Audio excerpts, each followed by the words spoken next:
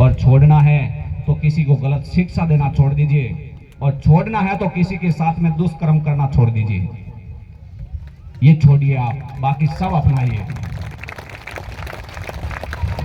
ये 5 वस्तु आप अगर त्याग दोगे तो जिंदगी में कभी आपको संकट आएगा ही नहीं, सदैव सुखी रहेंगे। मैं अभी बताता हूं कि अगर मान लो समझो कि हॉस्पिटल में चक्कर लगाकर थक गए थे और मां जीवनदानी ने यहां आते ही ठीक किया। प्रजापत बड़ौदा से आए हुए हैं, ये बाजरी मंगाई ना आपको, दलियो पियो, 3 किलो बाजरी मंगा, दलियो पिलार माता जी बीमारी ठीक करिया आने। बाजरी का रोज ही खावे, लेकिन मेरी मारी जगदम्बारी जो तुबरू निकाल बाजरी अगर दे तो अगर मलेरिया पील यार है नहीं ठीक होगा। डॉक्टर बीच में चक्कर लगा थक गया और मां जीवनदानी करवा 5 दिन में चंगा कर दिया मां जगदम्बा ने। ऐसी कृपा है मां जगदम्बा की सभी भक्तों के ऊपर। ये बहुत ही दयालु अगर द्वार है, और मैं आपको सच कहता हूं, आने वाले अगर युग के अंदर अपनी हिंदू समाज सभी की रक्षा मेरी मां जीवनदानी दुर्गा करेगी। किसी बहन बेटे के ऊपर ही किसी पुरुष को आंच तक नहीं आने देगी। जय हो जय हो। और कहते हैं अगर मतलब ओवैसी वगैरह सभी की अगर 2052 की देखिए, लेकिन मेरी मां जीवनदानी कहती है कि मेरी भक्तों को किसी को अगर तकलीफ आएगी नहीं, ना तो कमाई और ना और आने देगी। सेल खत्म हो गया इधर। बहुत धन्यवाद। 2 कट्टा सीमेंट सरिता बहन दारू राम जी जाट, गूगल पे।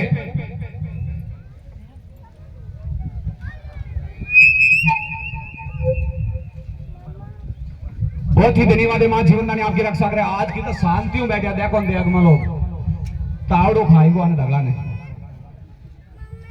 हेलो, हाँ वो ठीक बोल।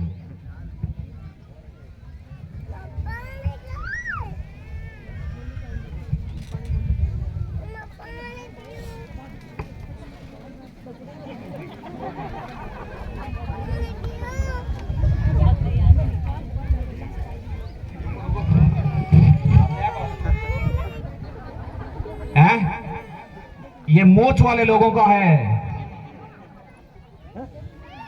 ये मूछ वाले लोगों को है। और मेरी माता बहना का जो शीश पे हाथ रखा उसी का देखो अगर पकड़ा नहीं जाता है। ये इतना अंतर है। ये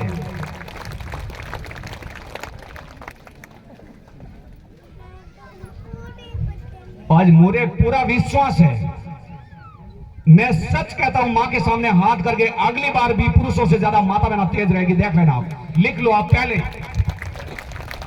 पहले ही एंट्री कर लो। अगली बार में भी अगर माता बहना पुरुषों से तेज रहेगी, आप लिख लो भले ये वाणी। ये शक्ति है भगवान विष्णु ने अगर लक्ष्मी माता को धरती पर अगर लाने के लिए अगर उनको छल किया था, लेकिन शक्ति ने अगर उस अगर घर पे आकर उसका जीवन रोशन कर दिया था। लक्ष्मी मां को फिर पता चला कि भगवान तो अगर मुझे इस बहाने से धरती पर लाना चाहते थे इनका उद्धार करने के लिए, लेकिन प्रभु मुझे यही कहते थे कि अगर मान लो लक्ष्मी तेरे को वहां उस इंसान का उद्धार करना है तो मैं ऐसे ही आ जाती। ये शक्ति है, और शक्ति का आभास किसी को आज तक कोई कर नहीं पाया। लोग कहते हैं इन्हीं की चोटी बंधी हुई है, इन्हीं को अगर सुहाग में बंधी हुई है, लेकिन ये किसी में बंधी हुई नहीं है। मां जगदम्बा के अगर द्वार में बंधी हुई है, ब्रह्मांड के द्वार में बंधी हुई है, उसी से इनकी अगर प्रेरणा प्राप्त होती है और वहीं से ही इन्हीं को शिक्षा मिलती है। आप किसी भी अगर हिंदू चाहे मुसलमान जाति का भी हो, सुनीता बहन गोदारा, पत्ती भालाराम जी गोदारा, 5 गांव, बहुत बहुत धन्यवाद है। 1 कट्टा सीमेंट 500 रुपया। नहीं सही में नहीं डाला मैं, माता बहन अलग है पोतली।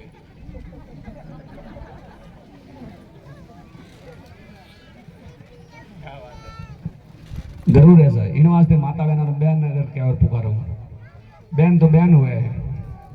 छोटे भाई ने अगर देव ने आवे देखो तो आप के यार क्या अगर मैं सुन के क्या बाप जी माता जी वास्ते गाती, बहुत ही धन्यवाद है। आज दे दो, क्या बात है। गादी, गादी का नाम सबसे महान भारत के अंदर अगर जो बहुत ही स्वर्ण अक्षरों में लिखित है गादी। और जो अगर जिनके पास में गादी है वो ही लेखांकित और अंकित है। जिनके पास में गादी नहीं है वो किसी भी प्रकार का कार्य में बहुत ही अगर जो अंकुरित होने में अभी तक बहुत ही विलंब है। क्योंकि भारत की गादी एक ही जगह मिली थी, वो मिली थी भालनी मठ। भालनी मठ भोलागढ़ जी को भारत के अंदर दिल्ली बादशाह ने एक ही को गादी दी थी, वो दी थी भोलागढ़ जी। पुरोहित थे जाति के और उसी ने शिव जी की भक्ति करके भोलागढ़ जी ने वो गादी प्राप्त की थी। प्रभु भोलेनाथ की भक्ति करके उसी ने वो गादी प्राप्त की थी और उसी का नाम था भोलागढ़। वो पुरोहित थे जाति के और उसी ने घर लगाकर आदम समूह की उसने भगवान भोलेनाथ की भक्ति करके अपना कार्य संसार में अगर जो अपनी मानव जाति की अगर जो सुख शांति के लिए वो कार्य किया। उसी ने अपने जितने भी साधु सन्यासी लोग थे वो दिल्ली बादशाह के आगे घंटी घुमाते थे, चक्की पीसते थे और भोलागढ़ जी ने उनको सभी को अगर वहां से परेशानी से मुक्त करवाए हैं। जब दिल्ली बादशाह के वहां गए तो गेट के आगे हाकमदार खड़े थे। भोलागढ़ जी को अगर भोलागढ़ जी के गुरु ने कहा देख बोला तू अगर वहां जा रहा है लेकिन कोई भी कला मत करना वहां। लेकिन भोलेनाथ ने कहा कि बेटा तू करेगा तभी तो वहां दुनिया का उद्धार होगा। उसी टाइम दिल्ली बादशाह को अगर मान लो वहां जब गए दिल्ली उसी टाइम गेट पे जाते हैं। बोला अगर बादशाह से बात करना है बोला आप यहीं रुकिए मैं पूछ के आता हूं। जब वो इंसान रवाना होता है वहां से तो दिल्ली बादशाह का अगर गेट अगर जो 7 फट थे और जब वो प्रथम गेट से शुरू होता है वो हाकमदार तो अगर दूसरे गेट पे जाता तो भोलागढ़ आगे खड़ा है। बोला अगर मैं दिल्ली बादशाह से मिला बोला आप रुकिए मैं पूछ के आता हूं। वो आगे अगर उस गेट पे पहुंचता तीसरे नंबर पे आगे तो भोलागढ़ खड़ा है। वहां जाकर उसको कहता दिल्ली बादशाह से मिला बोला आप यहीं रुकिए मैं पूछ कर आता हूं। आगे जाता है तो उससे आगे भी भोलागढ़ खड़ा है। वो विचार में पड़ जाते हैं कि अगर मान समझो कि इन आदमी को पीछे छोड़ कर ये आगे कैसे आया और ये यहां से अगर आगे गेट खुला तो वो वहां खड़ा है। तो उनको भी चक्कर आ गया था। ऐसा 6-7 हाकमदार थे अगर गेट के ऊपर संतरी खड़े थे वो सभी को अगर चक्कर आकर गिर गए। वो ये क्या रचना है और ये है कौन बाबा। तब 7वें गेट पे पहुंचा तो बाबा को कहा बाबा अंदर मत जाइए, यहाँ कई साधु सन्यासी अंदर चक्कियां पीस रहे हैं और अंदर जाकर क्यों इन चमड़ी को अगर मान बिरोल रहा है तुम। बोला चमड़ी बिरोलने के लिए आया हूं। चमड़ी का अंदर से अगर मान समझो कि सब बिरोलने के लिए तो यहाँ पहुंचा हूं मैं और मुझे अंदर जाना है बादशाह से मिलना है। तब बोला तो यहाँ रुक मैं जाता हूं। तो आगे वो संतरी जाता है तो बादशाह की कुर्सी के पास भोलागढ़ खड़ा है। तब एक तरफ बादशाह की तरफ देखता है एक तरफ अगर भोलागढ़ की तरफ देख रहा है ये ऐसा देख रहा है ऐसा देख रहा है। बोले कैसे हो सकता मैं गेट पे छोड़ा ये आगे कैसे पहुंच गए। तो दिल्ली बादशाह के पास में वो छंतरी अगर पहुंचा बात करते करते वो छंतरी भी गिर गया। बोला इनको हुआ क्या है चक्कर आ गया। बोले इनको साइड में ले जाकर नींबू पानी पिलाओ। और उसी टाइम भोलागढ़ अपना स्वयं स्वरूप अगर मान उन्हीं के सामने खड़ा करता है और वो शीश नमाते हैं। बोला अगर बादशाह बोला तू यहाँ कैसे आया आगे अगर मानो सभी अगर मानो समझो घटिया पीस रहे हैं तेरे को भी इसी में अगर जुटना है क्या। बोला मैं आया हूं इन लोगों को छुड़ाने के लिए। तो दिल्ली बादशाह को हंसी आई और कहा कि यहाँ 3000 अगर मानो साधु संत पकड़े हुए हैं वो नहीं एक अगर जो जा सके तो तू अकेला इनको कैसे छुड़ा पाएगा। बोला ये मुझे गुरु ने आज्ञा दी है और मैं इन लोगों को यहाँ से मुक्त करवाने के लिए आया हूं। तो बोला एक शर्त है मैं उस शर्त पे छोड़ सकता हूं। ये 4 कुंटल अनाज पड़ा है ये 4 कुंटल अनाज 12 घंटे में तेरे को पीसना है। बोला मुझे मंजूर है लेकिन एक मेरी भी शर्त है। बोला क्या शर्त है। मैं गट्टी चलाऊंगा और आपको ये गाला ओढ़ना है इसी के अंदर अनाज इसी में आपको डालना है। बोला मुझे मंजूर है। तब का पक्का यस है। बोला हाँ बिल्कुल यस है। और जब अगर मैं समझो कि मैं अगर घटी चलाऊंगा और आप गाला ओढ़ नहीं पाओगे, आप इसमें अनाज डाल नहीं पाओगे, आप, ये मेरा वादा है। बोला आगे बोला आप करके देख लीजिए। और अगर ये 4 कुंटल अनाज 12 घंटे में नहीं पीस पाया तो चमड़ी अगर घड़ी में डालकर खून निचोड़ लूंगा पूरा। बोला मंजूर है। और उसी टाइम भोलेनाथ ने मां जगदम्बा पार्वती माता को अर्ज किया, हे माते आज तेरे पुत्र की लाज जा रही है, अगर बचाओ तो आज टाइम है, नहीं तो अगर मान लो समझो आज मर्यादा पूरी खत्म हो रही है। और उसी टाइम कहा कि आप बेटा चिंता ना करें, आप जिस गट्टी के ऊपर हाथ रखोगे 1000 गट्टी है वो पूरी चलने लग जाएगी। वही नहीं, अड़ोस पड़ोस के कोट के बाजू में गट्टियां वो भी चलने लग जाएगी। एक गट्टी के ऊपर हाथ देकर बोलना चल मेरी माई, और सब गट्टियां चलेगी। और मां जगदम्बा पार्वती माता ने इतनी बड़ी कृपा की, जिस गट्टी के ऊपर अगर भोलागर ने हाथ देकर अगर कहा कि चल मेरी माई, अभी अगर जो समझो कि कोर्ट के अंदर 1000 गट्टी थी, सभी गट्टियां चल रही है। अड़ोस पड़ोस के जो अगर मतलब घरों में थी वो भी चलने लगी और सभी भाग भाग आ गए। बादशाह बादशाह घर में भूत घुस गया है, घंटियां अपने आप चल रही, बादशाह तो खुद कोर्ट में भूत घुसा पड़ा, तुम्हारा क्या देखेगा ये। और उसी टाइम कहा कि बादशाह अगर अनाज डालिए इसमें, बादशाह इधर भाग रहा इधर भाग रहा, सब घंटे चले, किस में डाले, पागल जैसा हो गया। बोला अगर मैं सुनो एक मेरी शर्त और है तब मानूंगा, ऐसे नहीं छोड़ूंगा। कहां से आया तुम? बोला मैं भालनी मठ से आया हूं। तो भालनी मठ अगर जो चलने के लिए अगर मेरे पास घोड़ी होगी, तुम्हें पैदल चलना होगा, पैदल वहां पहुंचेगा, वही अगर मतलब यहाँ से अगर मतलब उनको मुक्त करवा पाएगा, नहीं तो तेरी मौत है आज। तब का अगर बादशाह मुझे मंजूर है, ये भी मुझे मंजूर है अगर मैं आपसे पहले अगर भालनी मठ पहुंच जाऊंगा। बोला आगमन समझ तभी पता चलेगा। तो बादशाह के पास में पवन वेग एक घोड़ा था, लेकिन उससे भी अगर भोलेनाथ का पवन वेग नाम दिया था। तब अगर मां जगदम्बा को अर्ज किया कि हे माते अभी क्या करें? तो बोला भोला अगर तू इतना भोला है, तेरे पास में बहुत बड़ी शक्ति है। बोला क्या है? ये कब्रिस्तान है, इन कब्रिस्तान के ऊपर चढ़ गया। और भोलागर ने कब्रिस्तान के ऊपर हाथ देकर मुर्दे के ऊपर मारा और कहा चल मेरी माई। तो 50 किलोमीटर दूर लाकर दिल्ली बादशाह की कब्रिस्तान को लाकर छोटा अगर आज वहां घसीट रहे हैं वो भोलागर की शक्ति थी। और जिस टाइम अगर भोलागर कब्रिस्तान के ऊपर चढ़ जाता है, वो कब्रिस्तान पूरी मुर्दे उठ कर रवाना हो जाते हैं। और जब बादशाह पीछे देखता है तो पूरा आंधी जैसा तूफान आ रहा है। तब बादशाह अगर नीचे उतर कर पांव पड़ता है, भोलागर मुझे माफ कर दे, मैं अज्ञान हूं और हमारे सभी लोग परेशान हो जाएंगे, इन कब्रिस्तान को छोड़ दे। बोला अगर चल, अगर पहले कौन जाता है, मेरी गलती हो गई, मुझे माफ करिए, मैं आज सभी को फ्री कर देता हूं, बरी कर देता हूं। उसी दिन से अगर भोलागर भगवान भोलेनाथ ने और मां जगदम्बा ने बहन बेटी को मुखत करवाए, भगवती मां ने मुखत करवाए। इसीलिए कहता हूं आने वाले समय में भी मां जीवनदानी और भोलेनाथ अपनी की मदद करेंगे। आप देखते जाना, लिखित में कर लेना आप लोग, वही होगा। और मां जगदम्बा की कृपा से सभी भक्तों के ऊपर बहुत बड़ा आशीर्वाद होने वाला है। थोड़ा समय और रहा है, माता जी आपकी मदद करेंगे। और उसी दिन भोलागर को अगर ताम्र पत्र दिया था, आज तक किसी की आगमन सुनती मठ में नहीं लगा है, वो भालनी मठ में एक ही जगह लगा है। कहीं पे भी अगर जो कुंभ मेला लगेगा तो भालनी मठ की गादी हर जगह अगर मान लो खाली रहेगी, कोई अगर बैठ नहीं पाएगा, वो भोलेनाथ का वरदान है। इसीलिए गादी एक ही है संसार के अंदर, भारत के अंदर, भूमि के अंदर, वो है भालनी मठ की गादी। उससे बड़ी कोई गादी नहीं है। भोलेनाथ भगवान शिव के बराबर कोई गादी आज तक है ही नहीं धरती पर, वो भालनी मठ की गादी है, उससे बड़ी कोई गादी नहीं है। भले आसोतराम में ब्रह्मा जी का मंदिर बना है, लेकिन भोलागर से बड़ी गादी कोई है ही नहीं आज तक। ये ब्रह्मा जी का वरदान है। उसी को ब्रह्मा जी ने कहा कि अगर समझो कि तेरी अगर बराबर मेरा धरती पर कोई निवास होगा ही नहीं। ब्रह्मा जी ने, भोलेनाथ और विष्णु भगवान ने, तीनों ने उसको शक्ति दी थी। और उसी ने अगर जो साधु संतों को मुखत करवाए, वो भोलागर था, वो पुरोहित था जाति का। इसीलिए कहता हूं कि आज संसार के अंदर एक ही अगर शक्ति है, वो है ईश्वरीय शक्ति।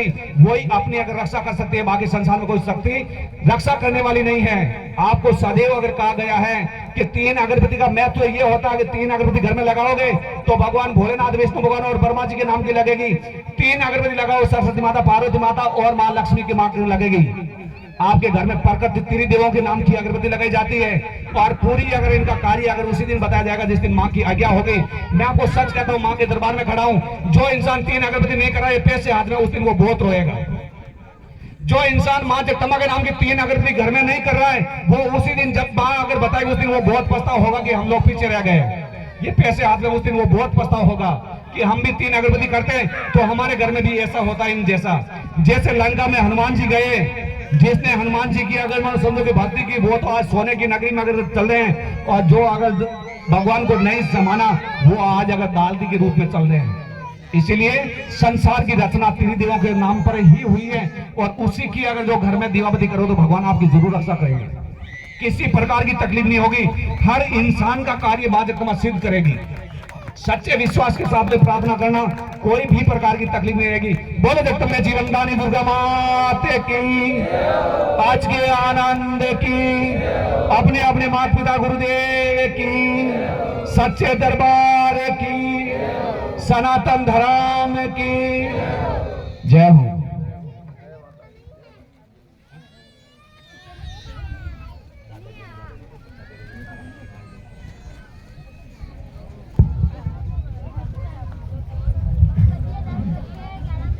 किसी भी प्राणी को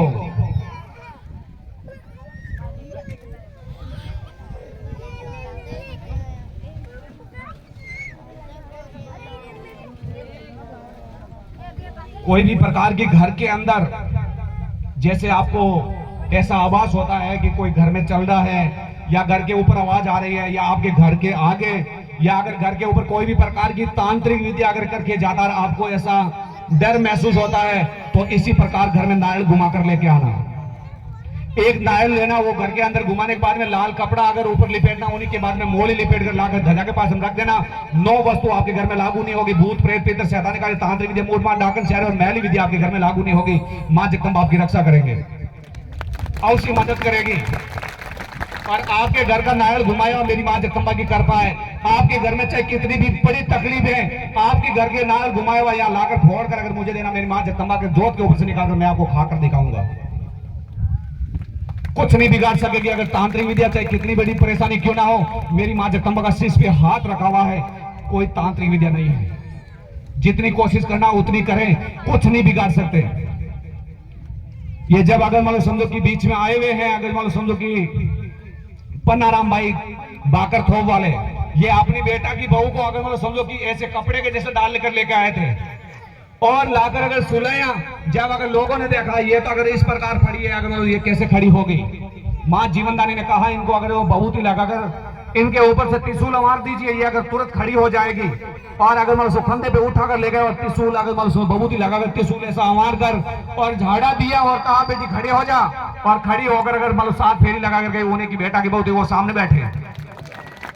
क्योंकि अगर कोई भी प्रकार की अगर शैतानी कार्य कितनी भी बड़ी क्यों ना हो, मां जीवनदानी के दरबार में अगर चरण रखने के बाद में वो हाथों हाथ ठीक हो जाएगा। कैसी भी प्रकार की भूत प्रेत पितर शैतानी कार्य तांत्रिक विद्या, कैसी भी प्रकार की तकलीफ है, सच्चे भाव से अगर चौखट के ऊपर पांव रखते ही वो तांत्रिक विद्या आपको छोड़ देगी। मां जगदंबा आपकी मदद करेगी, ये अगर वादा है, सच्चे भाव से अगर आओगे तो माता जी आपकी मदद करेंगे।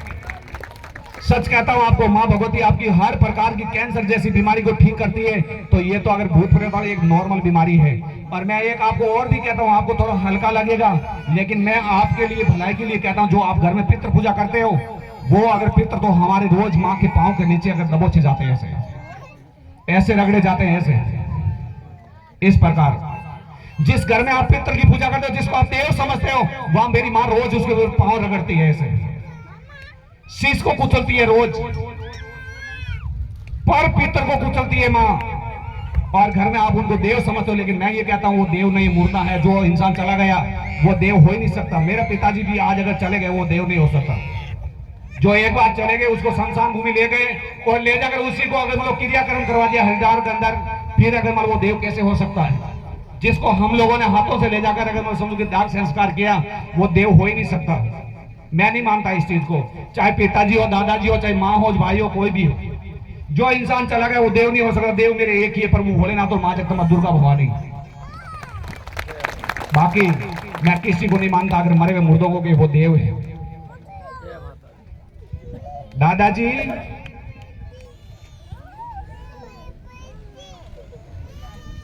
मां तो चढ़ गई मेरे तावड़े झगड़े बैठ अच्छी है। अगर बेटी का पिसा ले जाने बाप रूपा तो हक भी नहीं ले जाने।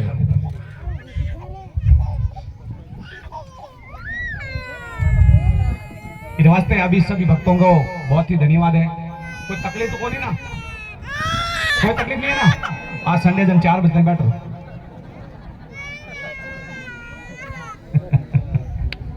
बहुत बढ़िया है।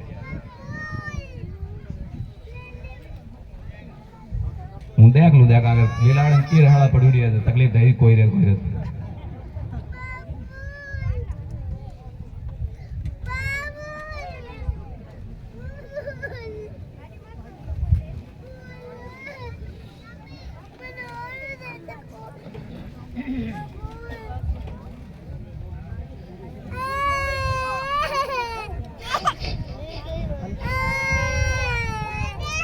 चलो बहुत बढ़िया, सभी खुश है।